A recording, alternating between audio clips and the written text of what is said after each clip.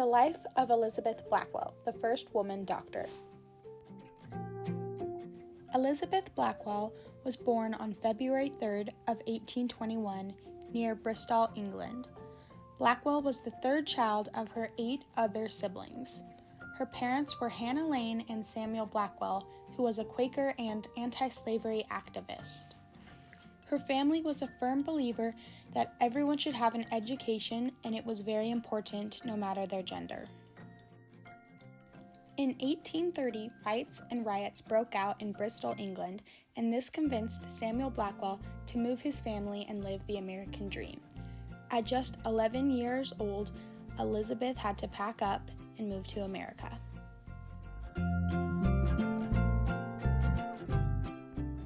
In 1832, the Blackwell family moved to New York.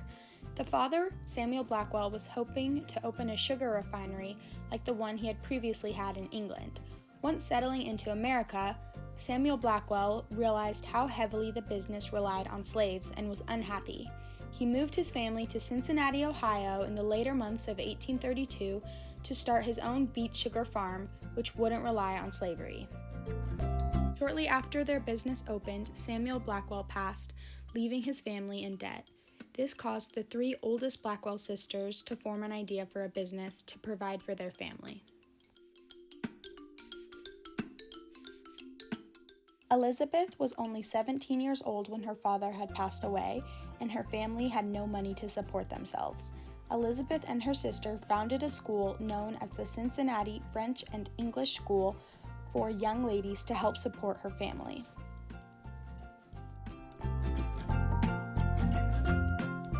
Elizabeth enjoyed working at the school and was planning to pursue being a teacher until a close friend inspired her to have a career in medicine.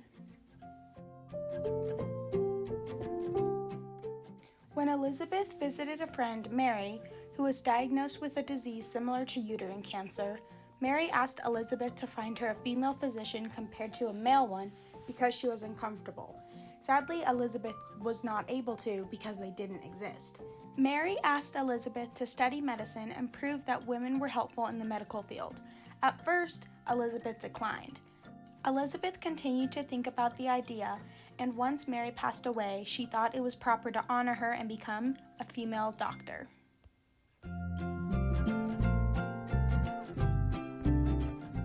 Thankfully, Elizabeth's family was very supportive.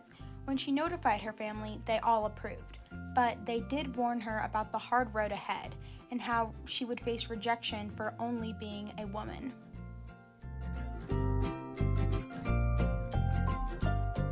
Elizabeth saved up as much money as she could and began applying to medical colleges. Every college she applied to, she was declined. This only pushed Elizabeth to work harder and keep studying. In total, Elizabeth applied to 29 medical colleges and was declined from every single one. Elizabeth thought she would have a higher chance of being accepted if she applied to smaller and less-known colleges. In 1847, Elizabeth Blackwell was accepted into the Geneva Medical College. Little did she know that her hard work and amazing recommendation letter were not the reason that she was accepted.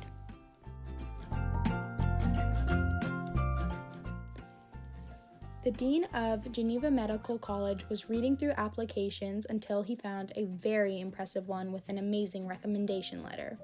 He was ready to accept the person until he saw that it was a woman.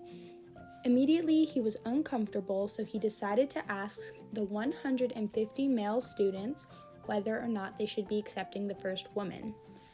All of the students answered yes because they thought it was a joke and they found it hilarious. It's safe to say that when Elizabeth Blackwell stepped onto the campus for the first time, she was not greeted with smiles.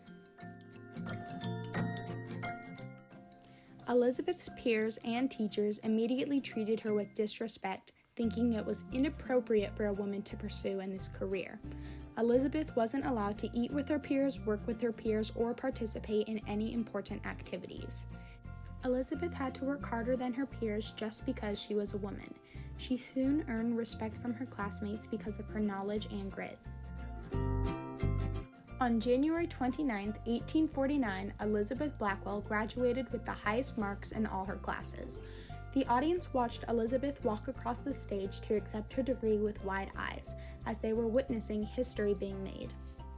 Elizabeth Blackwell was the first woman in the United States to graduate college with a medical degree. The public press recorded the event, which produced a widespread effect in America. Women across America immediately began to apply to medical colleges as they were inspired by Elizabeth, including Emily Blackwell, who was Elizabeth's younger sister. Elizabeth decided to move to Paris, France to continue to study as she wanted to be a surgeon. Sadly, during a procedure on a baby, Elizabeth became infected and lost her eyesight in her left eye. This ruined her dreams of being a surgeon, so she decided to move back to America. Dr. Elizabeth Blackwell and her sister, Dr. Emily Blackwell, opened up a free medical center in New York. Dr. Marie Zakrzewska helped Emily and Elizabeth open up the New York Infirmary for indigent women and children.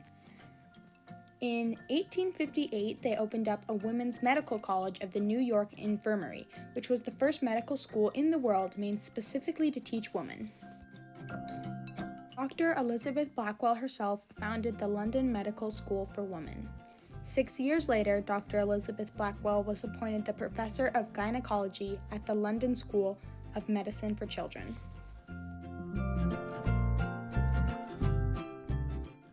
In the last 2 decades of her life, Elizabeth Blackwell did not actively practice medicine, but she did publish a book and worked for many causes, including women's suffrage, morality in government, and abolition.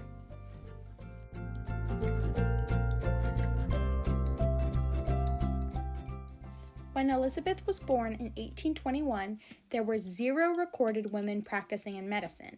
When Blackwell passed in 1910, there were over 7,000 female physicians in the United States. Created in her honor, the Elizabeth Blackwell Medal is annually given to a hardworking and dedicated female doctor. Dr. Elizabeth Blackwell did not have it easy as a female doctor, and she constantly had to break stereotypes about a woman in the medical field. She worked hard and never gave up on her passion, which is a great inspiration for others.